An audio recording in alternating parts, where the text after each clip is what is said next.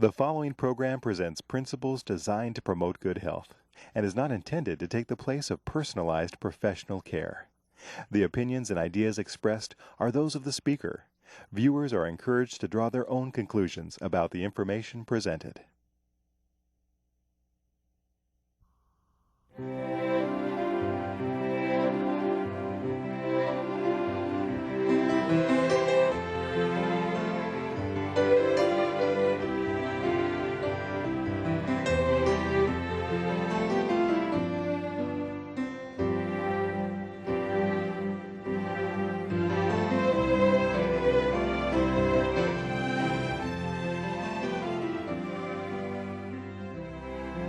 Hello and welcome to Health for a Lifetime.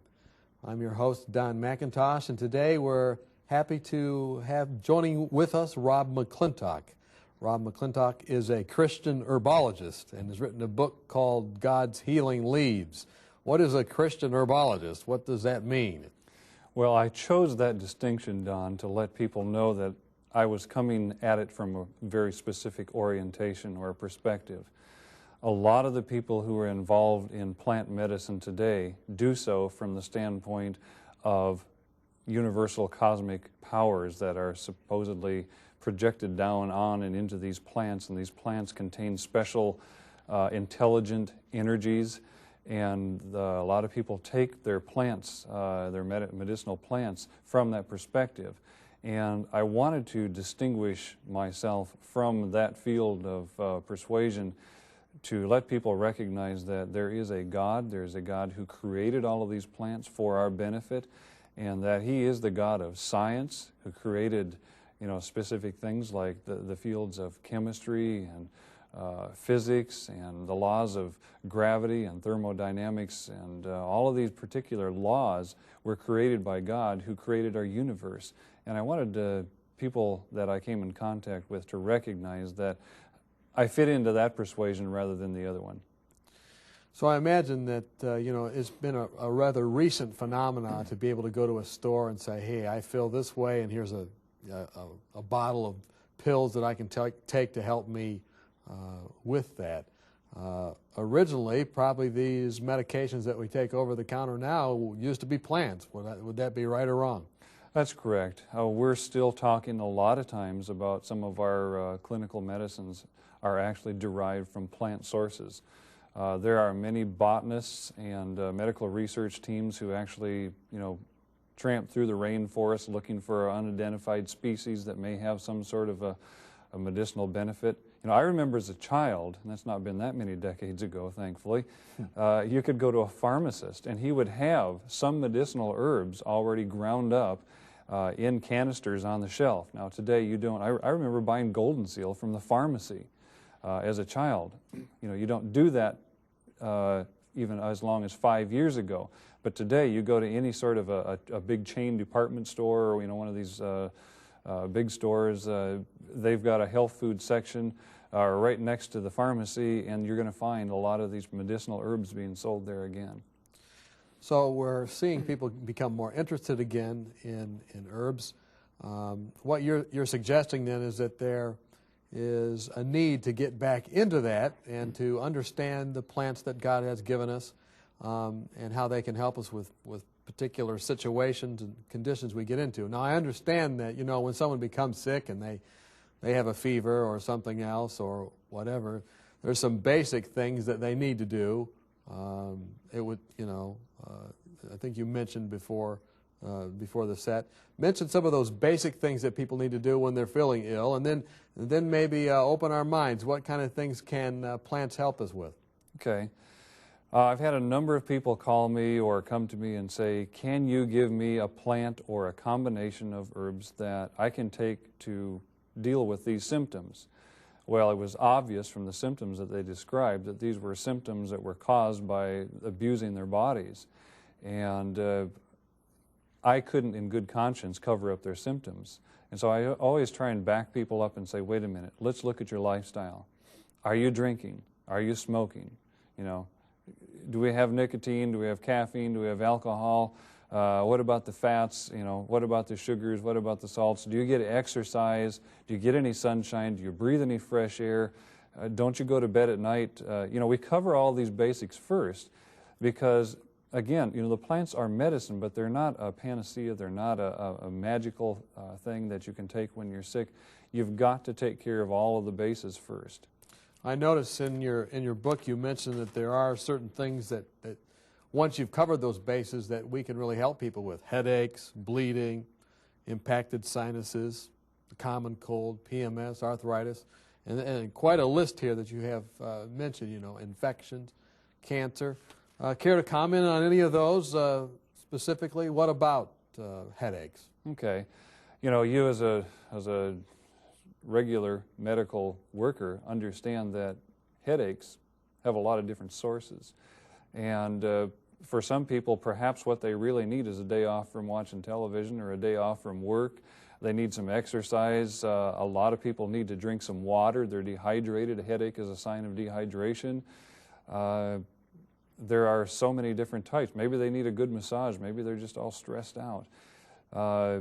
But for those headaches that seem to defy all of those things, we have a number of anti-inflammatory, analgesic type plants. We have the white willow plant, which actually has some compounds called salicylates, where we originally, years ago, we began to derive aspirin from.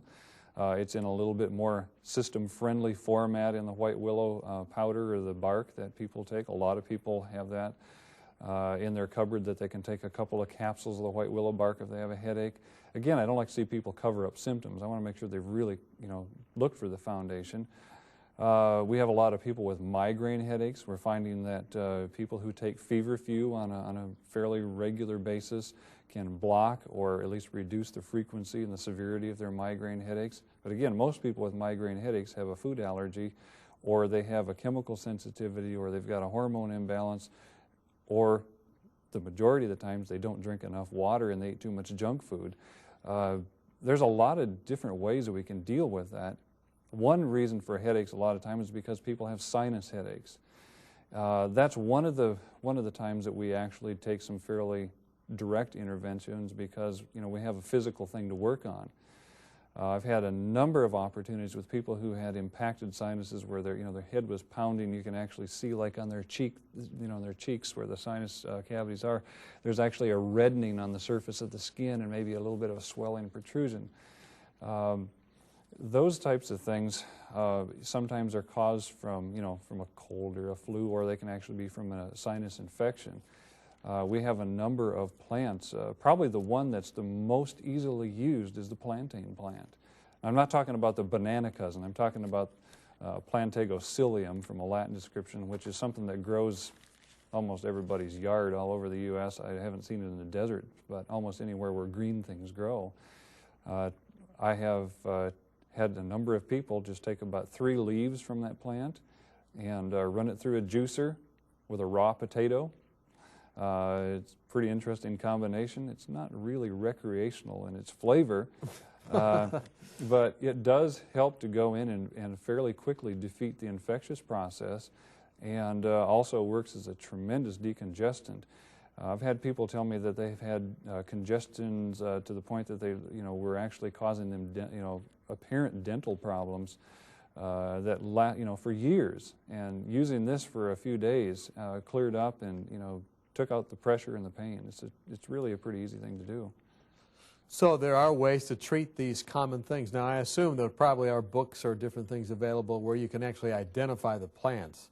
And I know either you have that kind of information or others in the field, because, for me, I go out and it just looks like weeds in my backyard.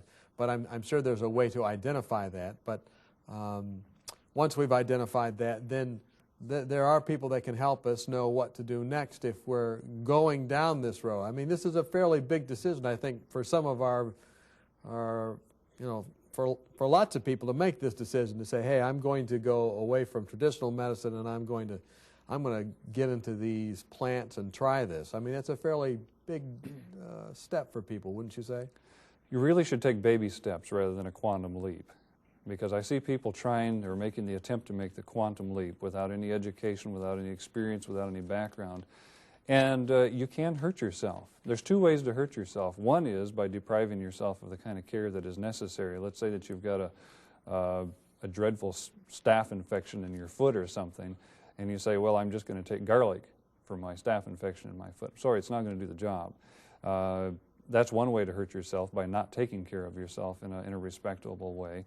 There are ways that you can deal with those, but most people are unaware of them. So that's where you need to take the baby steps and try not to replace the necessary care until you know how.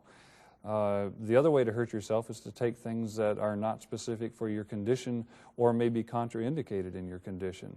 And so again, education is paramount.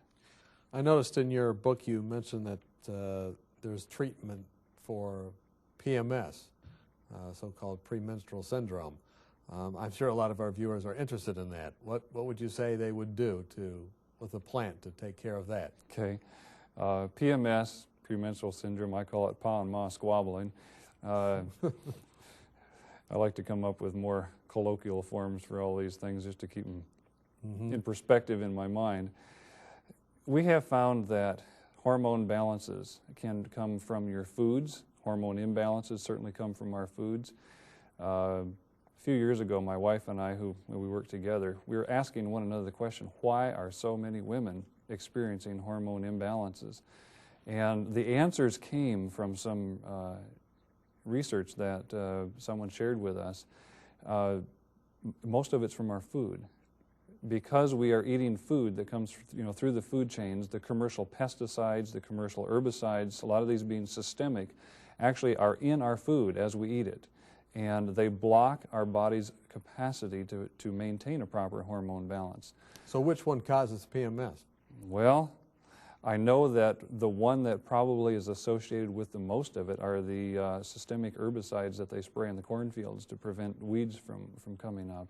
But they're all directly related. We're finding that to help people overcome that, I tell people the best thing you do is eat organic produce that you raise yourself, rather than being dependent on what I call plastic food that comes from chemicals. While you don't have that, you can help to maintain some balance, through some intervention. Soy products help that. There are some isoflavones and some estrogenic type substances that you can use. Eat a lot of the soy products, soy milk, soy powders. You can actually get concentrated soy isoflavones today, and like health food stores. We also find that flaxseed oil helps to balance the hormones, and we've got a couple of regular medicinal herbs that work very well. One is the wild Mexican yam, which contains some precursors that people can actually use as building blocks to make their own So the wild Mexican yam is what it helps with PMS? Correct. So if you're feeling like a wild Mexican yam, just have a few of them. It'll calm you down. Right. There are about 600 varieties of wild yams. About 14 to 16 actually contain the hormonal precursors that we're looking for. So again, you have to know which direction you're headed, or at least trust a particular brand name of something that has it. There's another herb called the chase tree. Actually, it's a very big herb. It's the chase tree berry, and I like to mix the chase tree berries with the wild yam in the powdered form and have the ladies take that in encapsulated form. We've used those around the house for quite a number of years. I have a wife and 2 teenage daughters, and so I came up with these in self-defense. Oh, so there's an actual reason for you knowing so much about there was some motivation, and I called them happy pills. And I've had them a time or two say, I need to take those. But when we come back, we're going to be looking at some things in your book that I think is going to be fun. It's going to be interesting for those who are joining us today. We're going to be looking at things like infusion, how do you say Decoction. This? Decoction, infusional decoction, tincture, capsules, poultices, infused oils, and salve. So when we come back, join us. We are going to be looking at some things that are very practical, how you get involved in making these very things for your own use. Join us.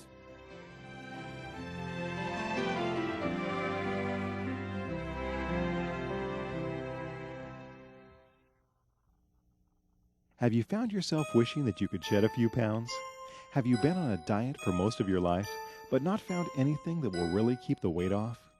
If you've answered yes to any of these questions, then we have a solution for you that works.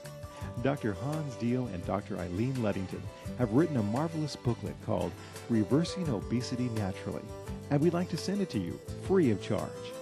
Here's a medically sound approach successfully used by thousands who were able to eat more and lose weight permanently without feeling guilty or hungry through lifestyle medicine. Dr. Deal and Dr. Luddington have been featured on 3ABM, and in this booklet, they present a sensible approach to eating, nutrition, and lifestyle changes that can help you prevent heart disease, diabetes, and even cancer. Call or write today for your free copy of Reversing Obesity Naturally, and you could be on your way to a healthier, happier you.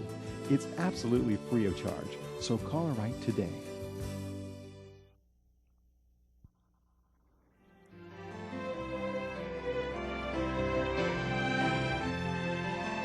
Welcome back to Health for a Lifetime. And we're glad that Rob McClintock is with us. He's a Christian herbologist, and this is the exciting part of this segment, I think, Rob. We're back here. We're going to look at some concoctions, decoctions, infusions. Am I saying all this right? Pretty close. And why don't you just work us through this? We have a lot to cover, and I'll just be your hands and kind of help you as we talk back and forth. What, first of all, is an infusion? Okay, Don. An infusion is a tea. One of the things that is a little confusing, when I first picked up my first book, I saw infusions and decoctions and infusional decoctions, and I said, this looks like confusions and concoctions to me. What I didn't really understand that I finally did understand later was that these are just different names for similar things because we treat different types of plants and different parts of the plants differently as we extract their medicinal properties out of those. And really all of those are just a different type of word for a word tea. But we make different kinds of teas. And maybe just to illustrate what we're doing, we'll grab a couple of these here, and maybe you can help me in the kitchen. Your wife make you work in the kitchen ever? We're making now an infusion. Right. Okay, okay. Tea. An infusion is what we do when we use the light part of a plant, like the leaf or the blossom or a light part of the stem. Okay. And if you want to just give me a little bit of a help here, we're going to show the people something that they're probably not used to doing, but I don't like to clean up messes. I work in the kitchen. My wife made me clean up all of my own messes, and I got really tired of that, and so I learned to be ingenious and lazy at the same time. That's a coffee filter, like you'd use for a coffee machine. Get it at any store, anywhere. Yeah, they're typical, terribly cheap. Rule of thumb, about a teaspoon per 1 cup of water. Okay.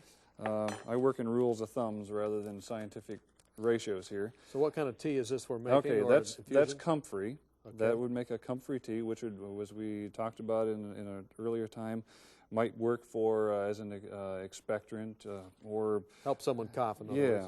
And then you might fold this up like a tea bag? Yeah, just hold that right up, and would I fold it over again or no? Oh, probably about 3 or 4 times so that the top is going to be somewhat leak proof.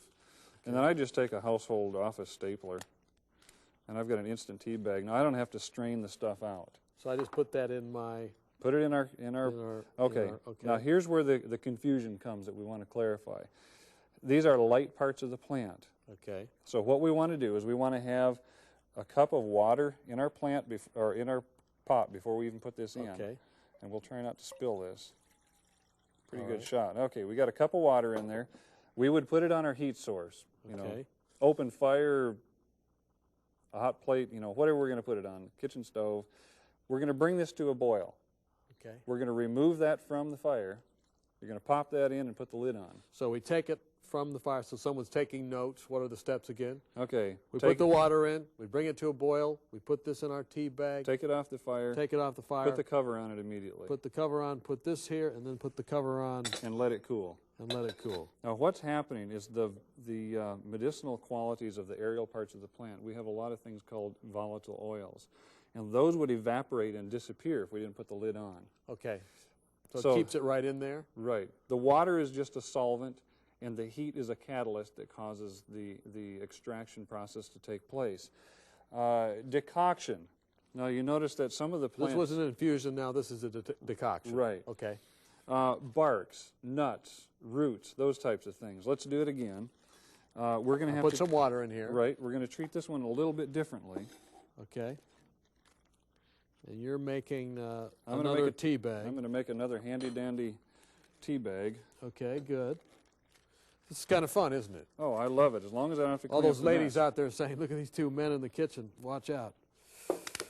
All right, I've got it up. It's now Okay. now boiling. You can see that. Okay, we're going to leave this one simmering on the stove when we put this in. Okay, I bring it to a boil. Bring it to a good simmer. Simmer. Anyway. Not a rolling boil, but a Put good this simmer. in.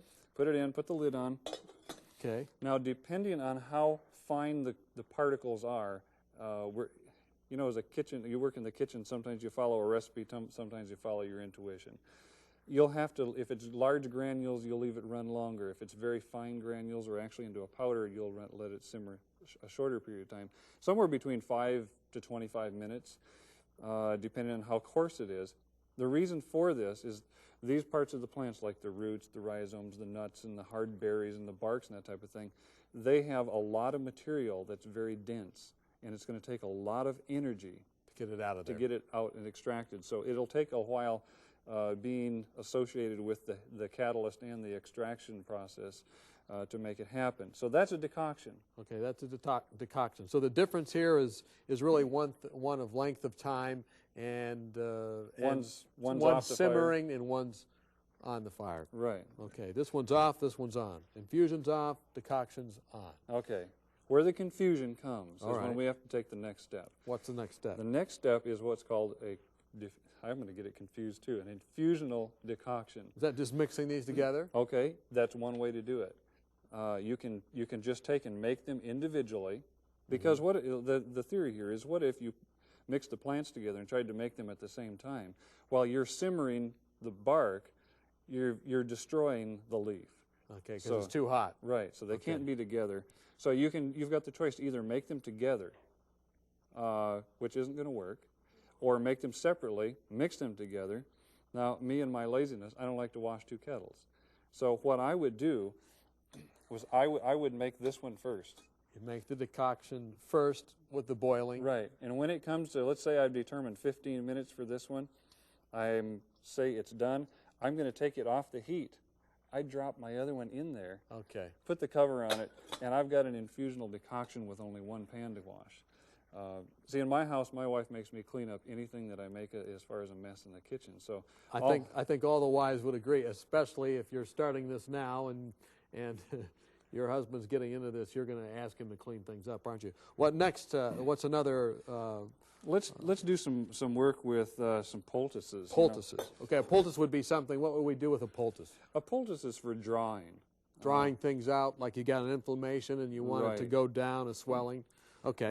My first experience with doing this is when I was, as we were talking about earlier, I got a good case of poison ivy out in the woods here. So you're going to make a poison ivy poultice. Yeah, this would work for an infection or poison ivy or whatever. I've mixed together some flaxseed meal. Okay. What's the And- flax do?